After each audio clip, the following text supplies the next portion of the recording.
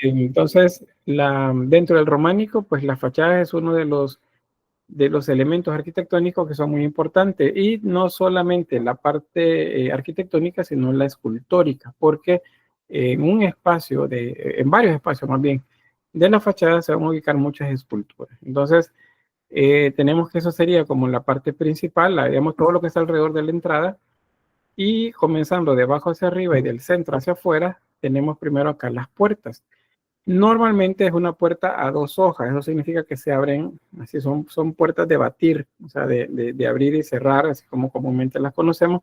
Y en el centro de ellas tienen una columna, y a esa columna se le llama maidel o parteluz.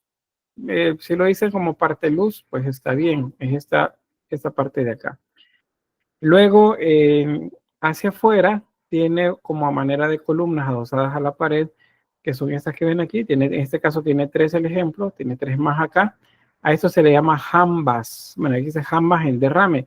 Derrame significa que va una después de la otra. Sobre la puerta, este espacio que ven acá, que puede ser madera o puede ser una piedra, un monolito, a esto se le llama dintel. El dintel de la puerta, pues es la tabla de la parte de arriba de la puerta, del dintel. Sobre el dintel, este espacio que ven acá, a eso se le llama mandorla tímpano. ¿Por qué? Porque tiene dos elementos. Este que ven acá, que tiene como forma de ojo, bueno, algunos se interpretan como ojo, otros también como una almendra. Por eso se le dice almendrado o se le dice ojival, porque cualquiera de los dos términos funciona. Pero vamos a ver las mandorlas. Las mandorlas más adelante se las voy a explicar despacio. Ese sería ese espacio. Entonces, todo lo demás, todo lo que está acá alrededor, esto se llama tímpano. Es el tímpano. Esto que ven acá. Esto es tímpano. Y la mandorla es este elemento del centro. Normalmente en la mandorla se ubica la figura de Cristo, la figura de María. Son principalmente los que vamos a ver ahí. Luego tenemos arcos. Cada uno de estos arcos corresponde a cada una de las columnas jambas que vimos en la parte inicial, ¿verdad? Cuando les hablaba de acá, de las jambas. A esto se le llama archivoltas o arquivoltas. Depende si lo encontramos con CH o con Q. Acá. Aquí dice arquivoltas, pero puede que lo encuentren como archivoltas. El término es igual, o más bien la pronunciación es igual, es arquivoltas. A todo eso entonces a lo que se le llama portada. ¿Cómo sería una portada ya más allá del esquema? Pues como esto que ven acá, con mucha decoración. Esta en particular, porque hay variantes, esta en particular tiene en la parte inferior unas basas, y a esas basas se le llama jamba pedestal. Esa es sobre ellas que aparece la jamba de columna. Hay jambas que son figuras, aquí dice jamba columna, jamba figura, porque también puede que en lugar de tener una columna tengan una escultura en ese lugar. Igual, en el centro tenemos la puerta, una pequeña columna, a veces un pilarillo delgado acá al centro, y eso se le llama parteluz. El dintel es esta madera o piedra también, que puede estar sobre la puerta, y el espacio este curvo que ven acá, a esto se le llama tímpano. En este caso, si se fijan, no tiene una mandorla, sino que solamente es el tímpano. Es porque, pues no es una regla que esté siempre, depende del estilo. Todo lo demás, las arquivoltas. Esto de acá, estas son arquivoltas. Y luego encontramos otro tímpano mucho más grande, pero esto pues ya sale del contexto de este, porque normalmente estas pequeñas fachadas o estas pequeñas portadas corresponden a una sección de un espacio mucho más grande. Puede ser que este sea el centro y en los laterales tenga unas más pequeñas o unas iguales. Eso puede suceder también. Ahí luego les muestro el ejemplo en la Catedral de Santiago de Compostela, es donde aparece ese ejemplo de tres portadas. Bien, un ejemplo así como más real, pues es este. Este es un poco sencillo en cuanto al esquema anterior que les mostraba, pero pues ahí están los elementos. El parteluz, acá. Esas son columnas, se llama jambas. Ven que los capiteles son historiados o son decorados. Este se llama dintel, este se llama tímpano. Y sobre eso tenemos estos arcos que se llaman arquivoltas. Eso que ven acá. Este arco, por cierto, este es el tipo peraltado, o sea, no es un arco de medio punto. Vean la diferencia, este es mucho más largo en la parte de abajo. Si fuese cortado acá, entonces sí podemos hablar de un arco de medio punto, pero ese no, se corta, se alarga más bien en sus extremos inferiores y eso hace que se vea como alto. ¿Qué encontramos normalmente en los tímpanos? Pues para la época románica lo que vemos comúnmente son escenas en las que aparece Jesús en el centro, dentro de una mandorla, y alrededor a los 4 evangelistas. Esta posición no es así como solo decorativa. La idea de esto es que nos está diciendo que los evangelistas hablan acerca de la venida de Jesús, otra vez, o la venida de Cristo, la segunda venida. Toda la decoración pues va en el sentido de que habrá un juicio y que Dios viene en majestad a, pues a pedirnos cuentas. Eso es básicamente lo que se interpreta pues de la imagen que ven acá. No sé si hay alguna pregunta. ¿Sí, Natalia? ¿Y estas puertas las usaban para las entradas de iglesias o de lugares importantes? Pues es la entrada de la iglesia, es la portada de principal de la iglesia. Normalmente estas iglesias tenían más de una por la cantidad de gente que llega, porque son catedralicias, o sea, no son iglesias pequeñas. Entonces, si han visto ustedes iglesias en la parte de enfrente, en la fachada, tienen una puerta principal. Las que son más grandes tienen 3, una central y 2 laterales. Y pues así. Puede que esté también esta entrada en uno de los extremos de los brazos de la cruz. Puede suceder también en el esquema que les mostraba la semana pasada de la forma de la cruz, que decía que hacia el norte pues simbolizaba lo frío y hacia el sur lo cálido. Es porque del lado izquierdo se muestran pues los aspectos que no son como tan positivos. Entonces, hay fachadas importantes siempre, más de una, no solamente una. Bien, ¿alguien más?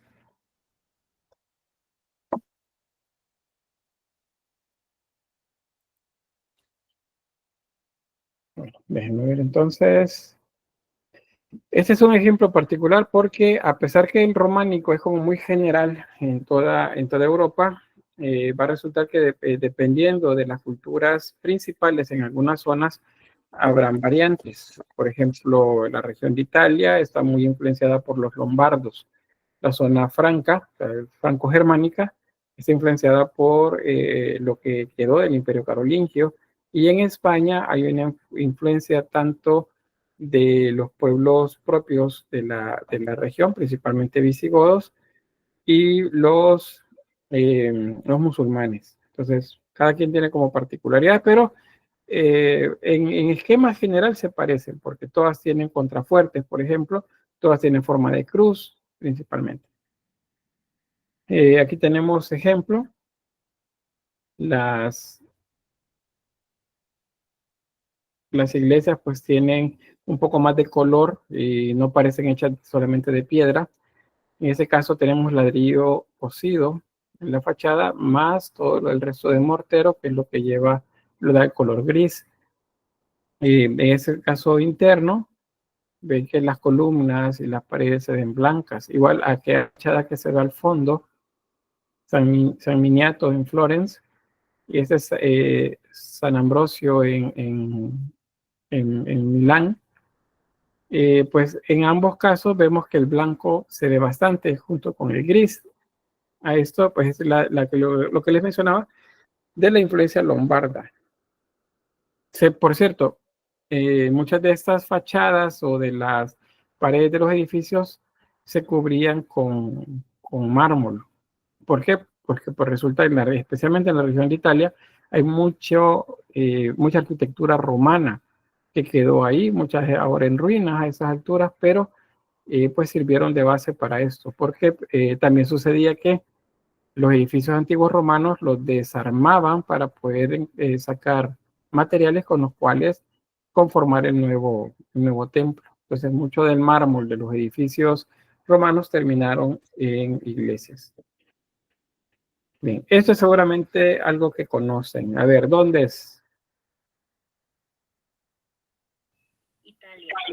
Italia, muy bien. ¿El lugar específicamente? No, no le creo. No, no sé cómo es el lugar, pero es la Torre de Pisa, ¿no? Esa que está inclinada. Correcto, es la Torre de Pisa. ¿Cómo se llama la ciudad? Pisa. Esa es la ciudad de Pisa y pues aquí hay un conjunto arquitectónico. Esa es otra cosa también que es común en la región de la actual Italia. Resulta que los edificios principales están separados, entonces encontramos, por ejemplo, acá esto que ven acá es un batisterio, es el lugar donde se desarrollaban las ceremonias relativas al bautizo, por ejemplo, o ceremonias pequeñas, estaban acá. Y luego tenemos el edificio catedralicio, que es la catedral, y la torre campanario exenta, o sea, no está pegada al edificio. Esta, pues, fue construida, pero, bueno, en una posición normal, ¿verdad? Pero desde antes de terminarse, el edificio comenzó a inclinarse. Entonces, aún así lo terminaron y pues siguió inclinándose los siguientes siglos. Eso es porque el terreno donde fue construida, pues no ofrecía las condiciones para soportar el peso de la estructura. Entonces se comenzó a inclinar desde el principio y hace unos 20 años quizás, si no es que un poco menos, pues hicieron una corrección porque pues, tratando de prever que se podía caer por la extensión del peso, entonces rectificaron la inclinación. O sea, un poco más de 3, 4 metros más recta de lo que estaba antes. Entonces, ese es el estilo propiamente de la región. Vean que tiene el color blanco y gris también en la fachada. Blanco y gris son los dos colores que se utilizan principalmente en la arquitectura de la región de Italia. No sé si hay alguna pregunta o un comentario.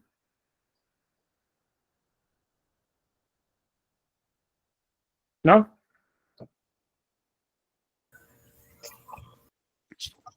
No, Lick, está claro. Vale. Bueno, ahí queda, para que quede todavía más claro, ahí tienen una vista en perspectiva del batisterio, la catedral y la torre de Pisa allá al final. O sea, la torre de Pisa, bueno, así se le llama, ¿verdad? Pero es un conjunto, es el campanario, la iglesia y el batisterio. Acá.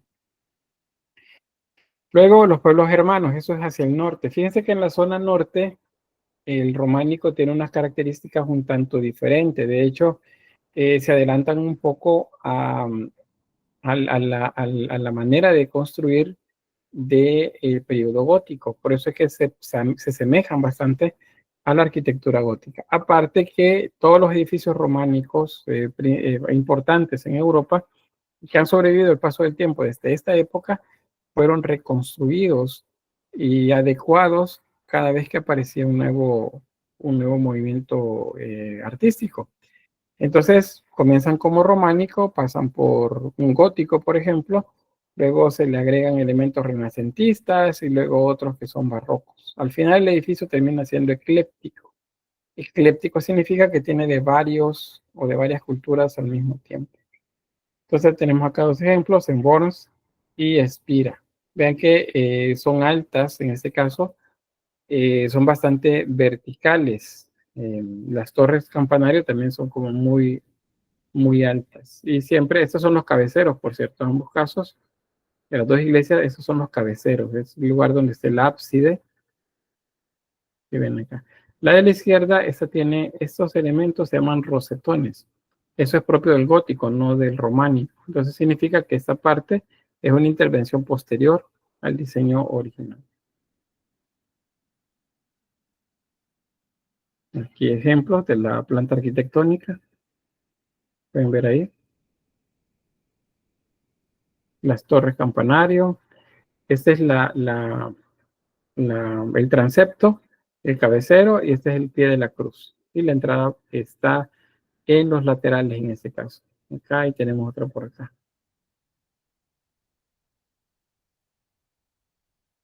No, déjenme ver. No, pues rectifico. La entrada está acá. Acá está la entrada. Se la puede sacar un poco. Acá está la entrada. Y este es el cabecero. ¿Por qué lo terminé distinguiendo? Porque resulta que no hay un ábside acá. Pero dice, mire, pero la cruz está al revés. Ese es uno de los elementos un poco, que nos resultan un poco extraños también a veces, pero hay algunas plantas arquitectónicas que se salen del común. En este caso, la cruz está invertida. Pues el primer impulso de quienes no conocen es decir, es que eso es relativo al diablo, es satánico. Una cruz al revés es satánica. No, la cruz al revés es la cruz de Pedro. ¿Por qué? Porque a Pedro lo crucificaron al revés según la tradición. No hay nada histórico en eso, ¿verdad? Pero según la tradición lo crucificaron al revés. Entonces, una cruz invertida es un símbolo de Pedro. San Pedro. No cualquier Pedro. Bueno, aquí otras más y ahí vemos los interiores. Les decía que se adelanta un poco en cuanto a lo que se refiere a la altura al gótico de esta región. En la península ibérica que encontramos en la zona de la actual España, pues hay una cantidad mucho más grande de arte románico. Eso tiene que ver con que la región es bastante, como les dijera, como bastante inclinada al cristianismo. O sea, todo el Europa es cristiana, pero esta zona es como todavía como que todavía más adepta al cristianismo que el resto de regiones, tanto desde la monarquía hasta los súbditos. Aparte tenemos el Camino de Santiago en la zona norte. Entonces, todo eso genera una estética que nos habla de iglesias, de las que se llaman iglesias de peregrinación. A estas se las agregan torres campanario también, como una influencia del arte musulmán. Estos son dos ejemplos. Esta es en la zona de frontera entre España y Francia. Es Santa María del Taúl y San Clemente de Taúl. Las dos iglesias son prácticamente una copia de la otra. Es una zona residencial actualmente, entonces es un poco complicado, digamos, asomarse a dar una vuelta ahí, pero pues son iglesias bastante interesantes. Fíjense que les voy a mostrar, de hecho.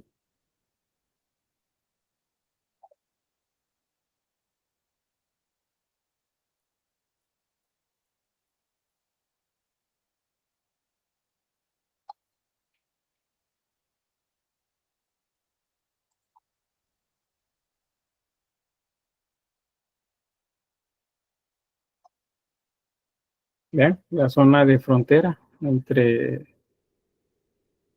Francia y España, y está San Clemente de Taúl. Es esta. Estas son iglesias relativamente pequeñas, no tan pequeñas como las que hemos estado viendo en la región de Asturias, pero sí son un poco pequeñas. Y bueno, la otra está también por aquí cerca. Esta es San Clemente. Ya digo dónde está la otra. Aquí está la otra, esta es Santa María del Taúl.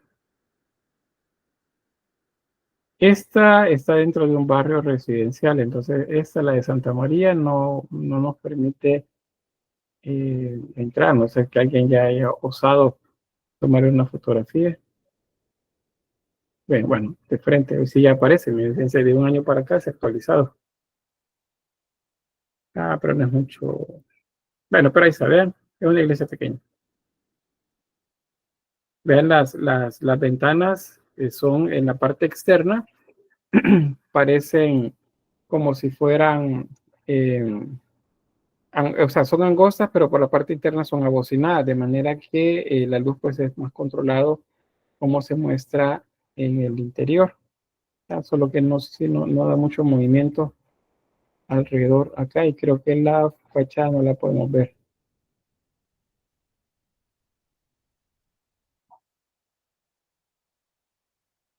No, bueno, sí. Fíjense que ha mejorado eso, porque el año pasado no pudimos verlo. Vean. En este caso, a diferencia del barroco en los pueblos germanos o en Italia, la estructura de las paredes pues es como más sencilla. Sí, Natalia dice viaje de campo virtual, correcto, eso es lo que me gusta de este. Fíjense que, bueno, hay una fotografía por ahí en el otro, en el de San Clemente, que pues estos son lugares donde uno disfrutaría mucho visitar. Vamos a ver, San Clemente es Santa María. San Clemente está acá. Vamos a hacer otra vez el viaje virtual por acá. Vean, esta sí es la que siempre veíamos porque es la única que permitía acercarse. Vean, este es el cabecero y muy similar la decoración de arquería ciega. Las ventanas son angostas por la parte externa y son más amplias en la parte interna, de manera que sean abocinadas. Y pues vean, parecen pues hechas completamente de piedra. Es el estilo. El tejado, por cierto, no es teja de barro, es una piedra. No sé si recuerdo si es mica o bueno, tiene un nombre particular. Este tipo de piedra que es la que utilizan para los tejados. Se ven las torres, la torre campanario. Muchos afirman que la idea de las torres campanarios es parte de la influencia musulmana. Ven, dan ganas de ir a recibir la clase ahí, ¿verdad? Está cabecero acá y la torre campanario.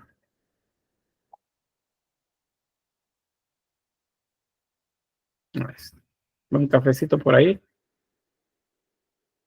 Y ahí está. Vean, las paredes en los laterales carecen de ventanas. ¿Qué es lo que se logra con eso? A ver, ¿quién me dice? ¿Quién se recuerda? ¿Qué se logra cuando dejamos únicamente las entradas de luz en el cabecero?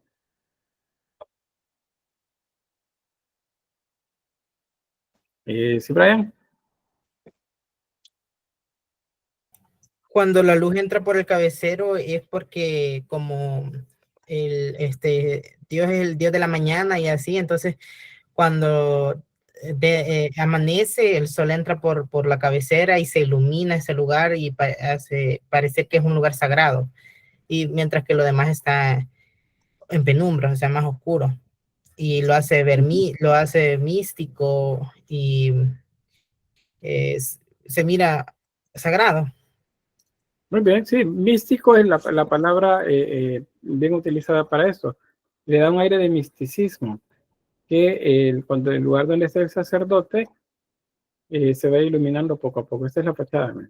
Pues se va iluminando del otro extremo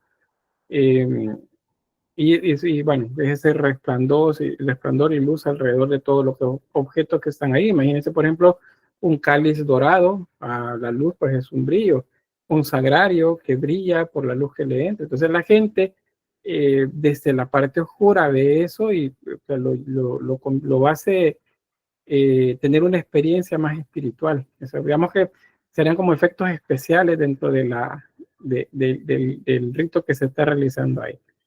Bueno, regresamos del viaje virtual a la zona de Taúl y volvemos entonces acá a la clase. Entonces, ahí está. Ven, no es lo mismo verlas fuera de contexto, ¿verdad? Solo ver las imágenes así nada más y que ver realmente dónde están cada una de ellas. Bien, San Martín de Fromista, esta es otra iglesia, esa que dan ganas de visitarla. Ahí dice, bueno, ¿por qué si yo no soy católico? No, pero es que aquí no hablamos ni de católicos ni de no católicos, hablamos de arte. Y esto se disfruta. Por eso les decía, no, bueno, a ustedes no les he comentado, pero de una amiga que es atea, hizo el Camino de Santiago. Entonces se hizo todo el Camino de Santiago.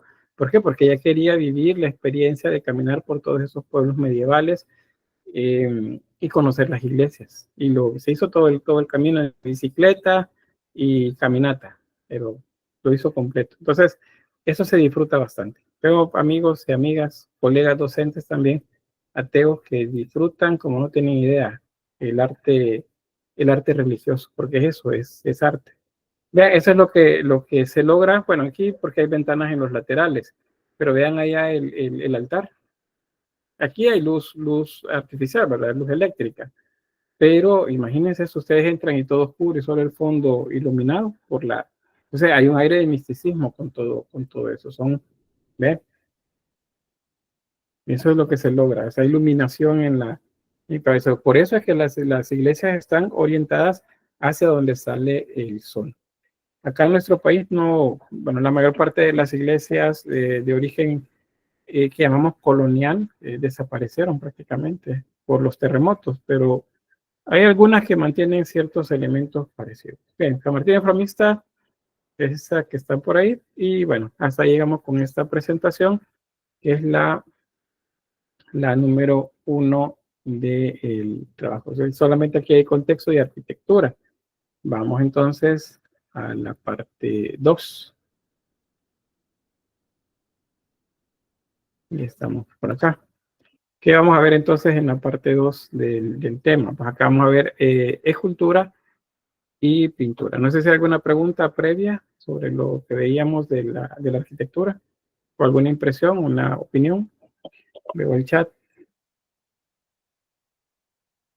No. ¿Sí, Natalia? Pues a mí me impresionó bastante lo que mencionó de los campanarios, ya que yo pensé que eran de origen romano por las campanas y todo eso, pero en realidad dijo que eran de origen musulmán. Sí, la influencia es musulmana, no tanto el origen, pero la influencia sí.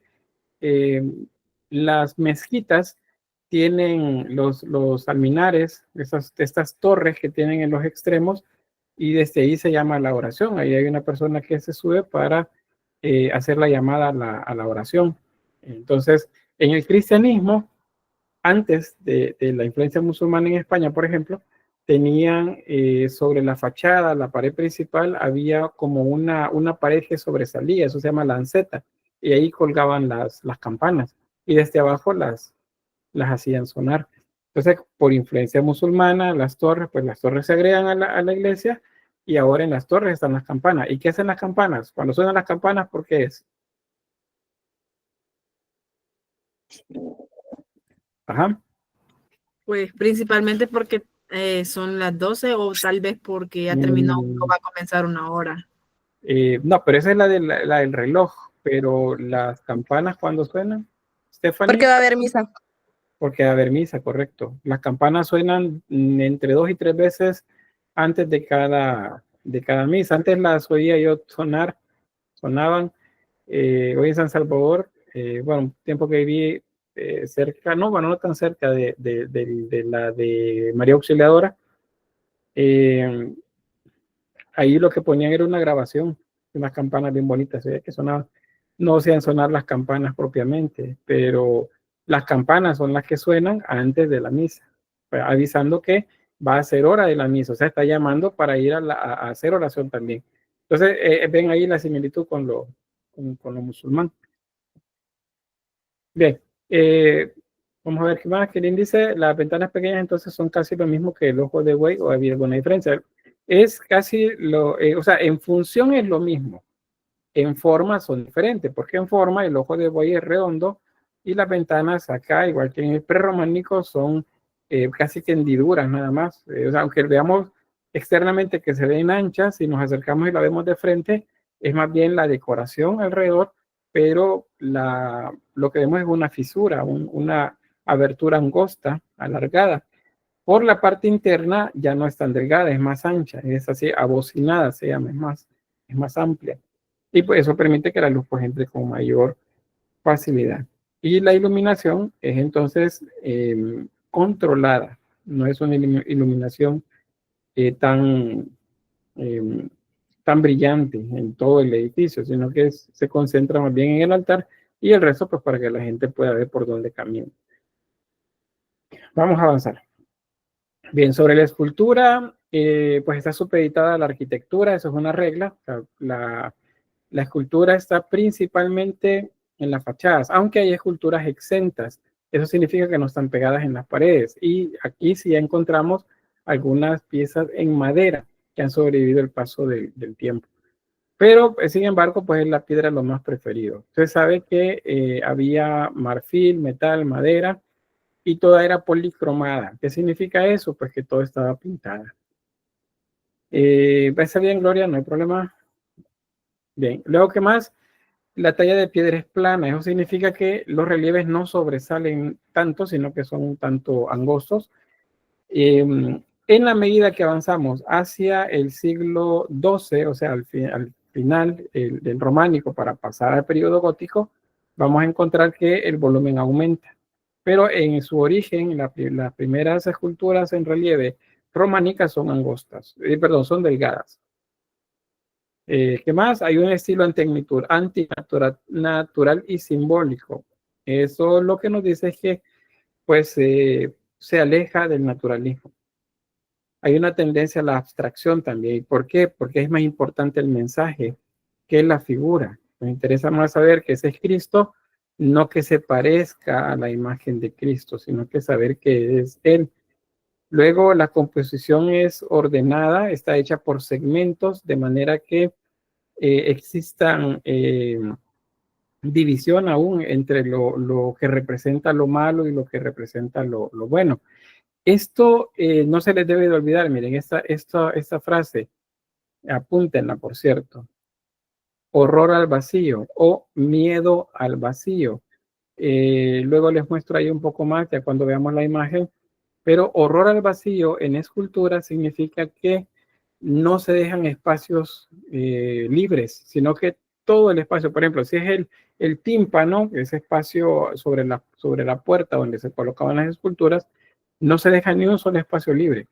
Si digo, las esquinas no caben la figura, pues metan ahí una estrella o un símbolo de María, que sería, por ejemplo, una flor de lis, un sol, una luna, pero la idea es que todo tiene que estar lleno. Todo se llenaba. Entonces, el término que se utiliza es miedo al vacío u horror al vacío, que significa que no les gustaba dejar espacios vacíos en los relieves. Abunda bastante la isocefalia. Los rostros son básicamente el mismo, aunque estemos hablando de diferentes personajes representados. Y las líneas curvas también, para representar movimiento.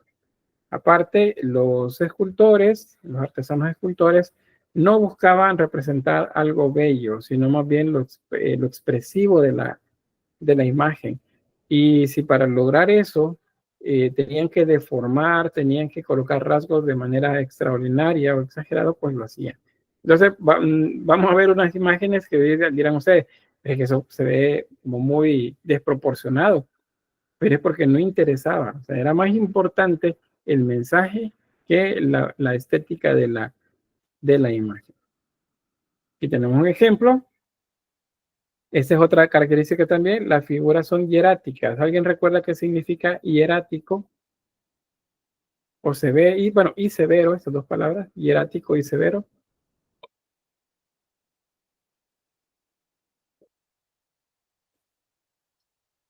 ¿No? ¿Sí, Beth? Era como el rostro serio que expresaba como cierta autoridad. Muy bien, gracias. Fátima dice como serio, sin expresión, correcto. Ahí también con esa manera de definir. No tienen volumen también, o sea, no son tan volumétricas, tan anchas. No hay perspectiva ni profundidad también. La perspectiva, de hecho, no existe. Sí se logra colocar imágenes atrás, unas atrás y otras adelante, pero porque usan algo que se llama yuxtaposición. También eso lo veíamos el ciclo pasado con las culturas, por ejemplo, asiria, los egipcios también, que colocaban las imágenes atrás y un poquito más altas para simular que estaba realmente atrás. Entonces, eso sucede acá. Les voy a mostrar a detalle esta imagen. Vean, esta es una representación de Cristo. ¿Por qué sé que es Cristo? ¿Quién me dice? ¿Qué es lo primero que nos dice que esta imagen es de Jesucristo? El nimbo. El nimbo. Le llamamos nimbo crucífero. Muy bien, nimbo crucífero. Así que no se les olvide. Bien, es una figura de Cristo que está sentada en un altar. Y dice, mire, pero ¿de dónde yo no veo perdón, altar no, en un trono. No veo el trono, pero la posición de las rodillas y los pies me dice que está sentado. Luego, alrededor de él, ¿qué es lo que tenemos? ¿Qué son estos seres? Estos de acá, los que están más cerca. Tronos. Parecido. Querubines, Casi. Alexis, tal vez ahí. ángeles, No. Stephanie. serafines. Son los arcángeles. No. Creo que Stephanie Giselle dijo serafines, ¿verdad? Sí, Sí, son serafines.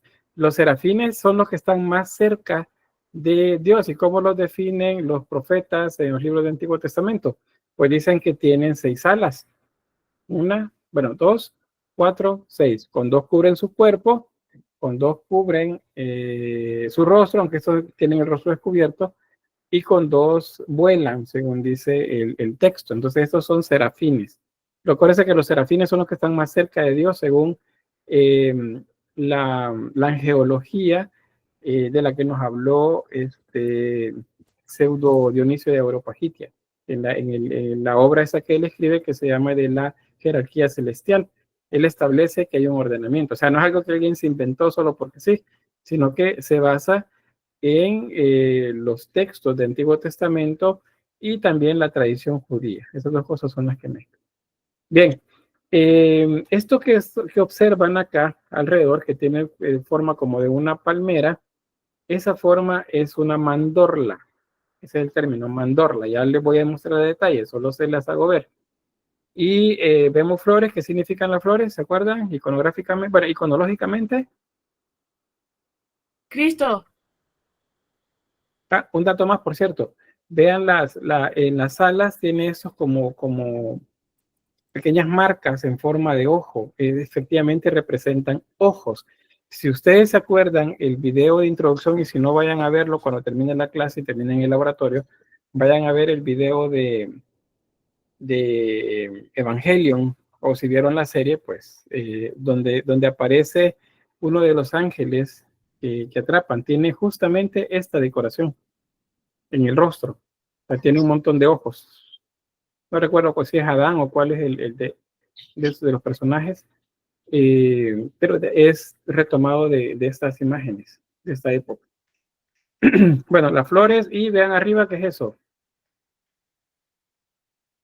La mano de Dios, tal vez. La mano de Dios, correcto. ¿Cuál es el término en latín?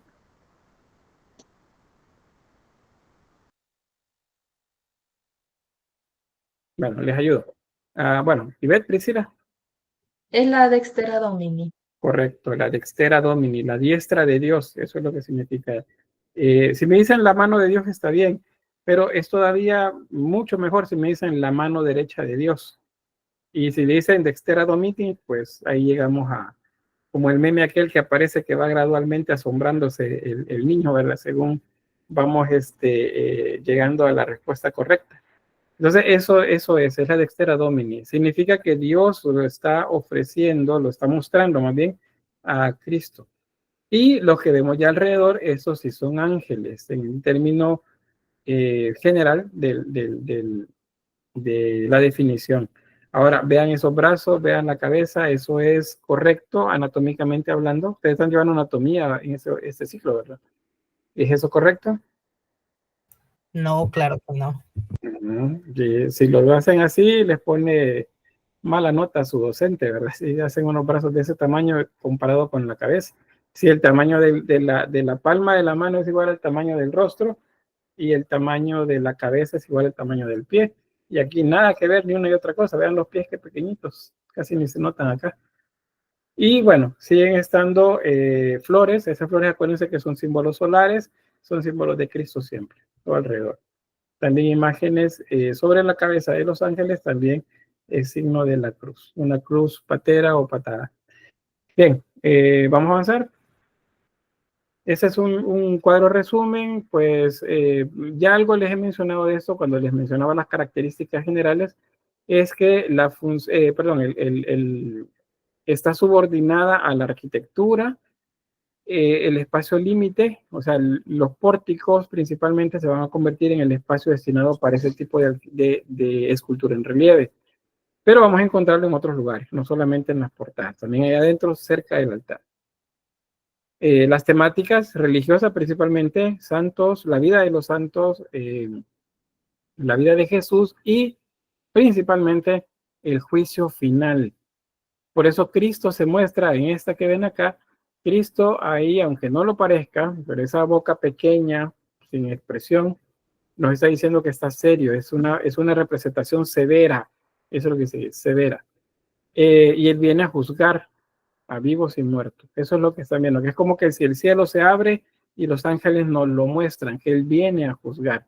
Eso es a lo que se refiere esto de Cristo en majestad. Así es. No es el pantocrator, no es el Cristo creador de todo, que es una idea de equivalente a Dios. Acá no, aquí viene Cristo a juzgarnos.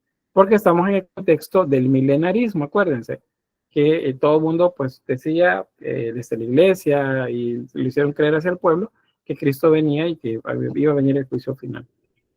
Se representa a Cristo, aparte de las imágenes como veían ahí, con los serafines cerca, también con el tetramorfo. ¿Cuál es el tetramorfo? Pregunto.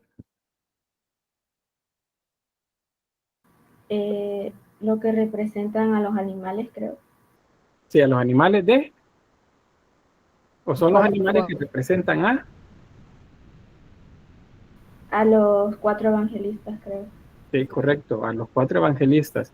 Y acuérdense que el tetramorfo es sacado, o sea, viene de la representación del querubín, porque el querubín es este ser extraordinario que menciona Ezequiel en su libro, que tiene igual 6 alas y tiene 4 rostros, buey, hombre, dice, león y águila. Ese es el tetramorfo. Entonces aparece esas representaciones de los 4 animales o los 4 seres, no vamos a decir animales porque hay un ángel también o un humano.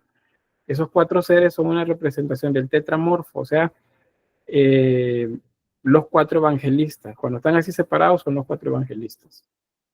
Bueno, ¿qué más? Hay también temática profana, hay animales, flores y formas geométricas también en la decoración y se mezcla, fácilmente se mezcla.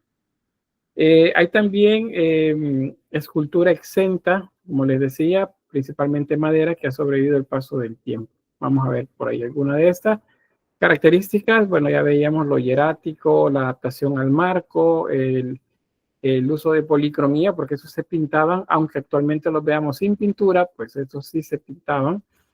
Hay algunas zonas que se hacen muy geométricas y la simetría significa que, por ejemplo, en esta imagen de acá, si yo lo aparto a la mitad y luego a la mitad de acá, voy a encontrar que cada segmento se repite a izquierda y a derecha. Tienen el mismo peso. Y bueno, eso es lo de la yuxtaposición, que se lo voy a mostrar luego. Y la isocefalia también en la representación de las figuras. Bien, elementos románicos, eso ya lo vimos. Algunos de esos, bueno, acá solo aparece la parte decorativa, las puntas de diamantes, los raquetones, las formas entrelazadas, los ajedrezados, dientes de sierra. Eso también, pues, son elementos que vamos a encontrar en los exteriores o interiores de las paredes de estos edificios. Y bueno, la fachada ya la revisamos despacio. Y luego los capiteles que también van a estar muy decorados tanto de elementos vegetales o geométricos, también de historias. Cuando representan, por ejemplo, la historia de Isaac, el sacrificio de Isaac, o Daniel en el foso de los leones, o también Noé, por ejemplo, a eso se le llama historiado, porque nos está contando una historia. Bueno, ¿qué más? Eso es lo que tiene que ver con el elemento de la mandorla que les mencionaba, Esto lo vimos en el ciclo 1 con mi grupo, no sé si el resto de compañeros y compañeras pues lo vieron con su respectivo docente, sobre la Vesica Piscis. ¿Todo el mundo lo vio? ¿Y quienes no estuvieron conmigo? Díganme algo. No, yo No. no. Igual yo no lo vi. Muy bien. Bueno, los que están conmigo, sí, ¿verdad? Manita arriba, sí. Sí estuvieron conmigo. Bien. Ah, perdón, sí la vi, sí, ya me acordé que es representado por un pez. La Sí, Vesica Piscis. Ajá, sí, correcto. es una figura que viene desde antes junto con las letras que representan a Cristo, la R parece, la P, algo así. Sí, ya la había visto, Vale. solo que no me acordaba. Muy bien, qué bueno entonces. Entonces aquí solo sería un recordatorio en caso que sea así, ¿verdad? Si no la han visto, entonces aquí vamos a aprenderlo. Bien, la Vesica Piscis es una representación que significa la vejiga de pez o la vejiga del pez.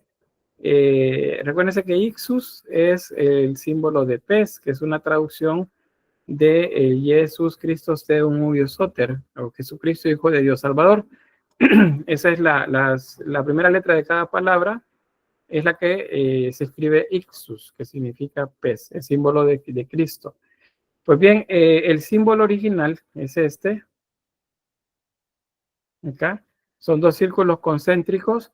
Cuando los colocamos de esta forma y luego los separamos, entonces encontramos que, y los cambiamos de orientación, resulta que en el centro descubrimos justamente eso, el pez, la vejiga de pez. Ese es un símbolo que es más antiguo todavía, pero los paleocristianos lo retomaron y lo convirtieron en pez. Pero el símbolo más antiguo, esto es una representación de la fertilidad.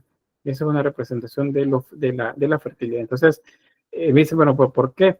Porque resulta que la forma almendrada del centro, lo que luego se convierte en pez, es una representación para los pueblos antiguos, no para el cristianismo, aquí quiero aclararlo, no para el cristianismo, sino para los pueblos antiguos. Originalmente es una representación del órgano genital femenino.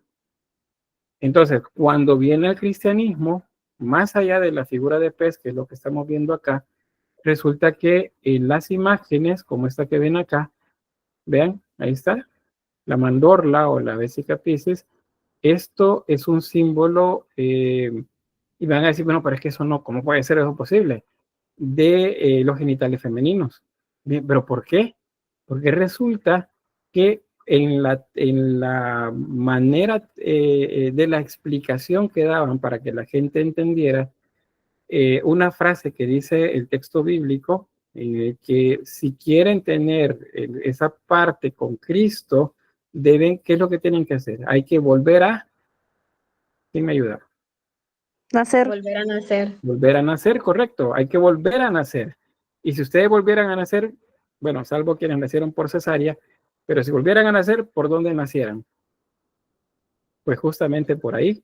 Entonces, esta imagen la van a colocar acá como una manera de simbolizar el volver a nacer. Por eso es que muchas de ellas tienen una abertura acá en la parte inferior, miren. Acá. Está la mandorla, pero tiene una abertura acá desde donde parece que la imagen de Cristo va saliendo. ¿Por qué? Porque está volviendo a nacer, está representando eso. Entonces, esos son símbolos que son mucho más antiguos que el cristianismo, pero que el cristianismo los adopta porque era una manera fácil de enseñarle a la gente que había sido educada de manera pagana, si quieren verlo así, había sido educada principalmente con las ideas antigua, digamos, en la zona rural, por ejemplo. Entonces era una manera fácil de hacerle entender que si querían tener parte con Cristo, había que volver a nacer. Entonces eso es el símbolo de la llamada Vesica Piscis o vejiga de pez. Es un símbolo que nos refiere a la fertilidad de manera originaria. Cuando veíamos en el paleocristianismo, el ciclo anterior, yo únicamente llegué hasta esta parte, a la de la referencia del pez, pero en la Edad Media la Vesica Piscis pues tiene un significado diferente. Es el volver a nacer. Eso es lo que significa esta posición de la forma. Ahora, ¿cómo se llama? Se llama mandorla. Le voy a colocar el nombre ahí. Mandorla. También le dicen ojiva o le dicen almendra. Esos tres nombres se utilizan para poder escribirlo. Ustedes lo pueden mencionar, por ejemplo, dicen está dentro de una forma ojival. Ojival, bueno, ojival, le voy a poner ahí. Ojiva, ojival. Ojival es lo mismo. Ese es ojiva, ojival. Ahora, ¿qué tiene alrededor? Pues tiene el tetramorfo o la representación de los 4 seres de los que habla Ezequiel, solo que transformados en la representación de los 4 evangelistas. Por eso es que en la imagen estos seres, el ángel en este caso, el águila, el buey y el león, tienen libros o tienen pergaminos, como lo ven acá, porque son representaciones de los 4 evangelistas. Luego en el centro tenemos a Cristo en majestad, no al pantocrator, acuérdense, eso lo vamos a entender como Cristo que viene a juzgar y está con la mano derecha en actitud de bendecir y la izquierda sosteniendo el libro de la vida. Nunca debemos decir está sosteniendo la Biblia, porque eso es un concepto más reciente. Acá no habían Biblias todavía, lo que habían eran libros, muchos libros. Y este en particular representa el libro de la vida, donde se supone están escritos pues, los nombres de todos aquellos que son salvos. ¿Qué es lo que vemos acá? Estas son archivoltas, estas que ven aquí alrededor, y estos son ángeles. ¿Ven? Estos son ángeles. Los que están ahí. Bueno, avanzamos. Ahí está ¿cómo les dije que se llamaba?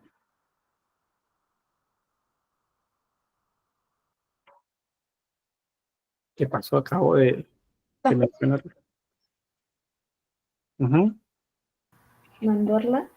La mandorla o la Ojiva. ojiva. Sí, leer ahí. No, no aparece en lo que yo les escribí ahí. El nombre es diferente. Pero sí significa todo eso que ustedes están diciendo. Vesica Piscis. Eso es, la Vesica Piscis. Eso es la forma. Fíjense que, bueno, yo he visto los símbolos. Tengo unos amigos que pertenecen a estas organizaciones. Pero yo he encontrado símbolos de una organización dentro del cristianismo católico que se llama Encuentros Conyugales. Muchos de estos grupos tienen este símbolo y tienen una cruz aquí en el centro. Es una Vesica Piscis. Yo una vez les pregunté que si sabían qué era, bueno, a nuestros amigos, que si sabían qué era y realmente no sabía qué era. Esta es la forma. Pero seguramente el que eligió el símbolo sí sabía de qué estaba hablando. La idea de volver a nacer y que tiene que ver también pues con en el caso de ellos con el matrimonio. Bueno, avanzamos. Estas son otras características. Voy a pasar a la parte de la imagen porque me interesa que comencemos a ver pues esto, pero solo mencionarles que pues lo que les dejo acá es sobre los elementos representados especialmente alrededor de la mandorla donde aparece Cristo. Lo que encontramos son monstruos, ángeles, una lucha entre monstruos y ángeles. No es una lucha así a matar, como decimos, no. Es una lucha en la que se representa que el bien está luchando por el alma de alguien con un ser maligno, con un ser feo, morfológicamente hablando, y que se ve como quiere atacar o quiere engañar también a lo que se está haciendo. Esos frisos, esos decorados, se realizan sobre las paredes y pues la idea es cubrir pues todo el espacio. Aquí tenemos algunos capiteles decorados. Estas son formas antropomórficas. Parece que son personas que están gritando en este caso. Y en este otro es la lucha entre caballeros contra leones. Eso siempre va a ser una representación de la lucha entre el bien y el mal. Y el bien pues tratando de sobreponerse al mal. Esto igual, como es importante, dado que vamos a estar viendo el tetramorfo, se los coloco de nuevo por acá como recordatorio, porque acuérdense que esto lo vimos en el inicio, en la introducción a la unidad 1. El tetramorfo, en el caso de Mateo, pues es la representación del hombre o de un ángel. Y ahí dice por qué. Porque comienza pues hablando de la genealogía de Jesús en el texto de su evangelio. Luego Marcos es la representación del león, porque comienza hablando de una voz que clama en el desierto. Y pues la interpretación que hacen es que esa voz es un rugido, es algo que resuena muy fuerte. Entonces el león es el ejemplo, perdón, el símbolo. Luego el toro, ese es Lucas, porque Lucas comienza hablando de un holocausto, de un sacrificio que hace Zacarías a Dios. Zacarías es el esposo de Sara, de Isabel, y padres de Juan el Bautista. Entonces, ahí comienza el texto de Lucas y por eso se representa como un buey, que es uno de los animales utilizados para hacer sacrificios. Y Juan se representa con el águila porque, o el pájaro solar, porque el texto bíblico de él es diferente a los otros tres. Los otros tres se llaman sinópticos, porque ustedes colocan una columna cada uno y van a ver que los textos se refieren a lo mismo. Pero el de Juan toca elementos que los otros tres no, es diferente. Y aparte era el discípulo amado, entonces se considera que él se elevó mucho más que el resto. Y por eso el símbolo de él es el águila. ¿De dónde salieron esos símbolos? Pues del querubín, del que habla, o el tetramorfo, del que habla Ezequiel en el Antiguo Testamento. O sea, nada es inventado, todo viene de esa parte de la Biblia. ¿Alguna pregunta? La imagen que les mostré hace un momento, desde otra perspectiva. Ahí tenemos el tetramorfo o los 4 evangelistas. Alrededor. Puede parecer casi como muy sencillo el dibujo, pero es que acuérdense, es más importante lo que se quiere decir que la imagen. ¿Sí, Natalia? Y que en ese caso ellos también están sosteniendo el libro de la vida. Porque, o sea, yo veo que cada uno de una manera como antinatural está sosteniendo algo. Sí, y bueno, y esa es una muy buena observación. El buey no puede doblar las patas delanteras así, ¿verdad? El león, bueno, tal vez el águila pues está sosteniendo el pergamino con las garras. No son libros de la vida en el caso de ellos, sino que ellos están mostrando su libro. O sea, el libro de Lucas, el libro de Marcos, el libro de Mateo, el libro de Juan. Es un libro en particular. Porque acuérdense, no hay una Biblia, sino que hay libros, hay diferentes libros. El que tiene Jesús en las manos, ese sí es el libro de la vida. Pero los demás, si ves que tienen un libro o ves que tienen un pergamino, ese es un símbolo de su evangelio en particular. Bien, ¿alguien más? ¿No? ¿Todo bien? ¿Se entiende? ¿Se va entendiendo? Sí, Lick. ¿Sí? Sí. Bueno, vamos a quedarnos igual acá porque ya vamos a ir al laboratorio, entonces voy a tener la grabación acá.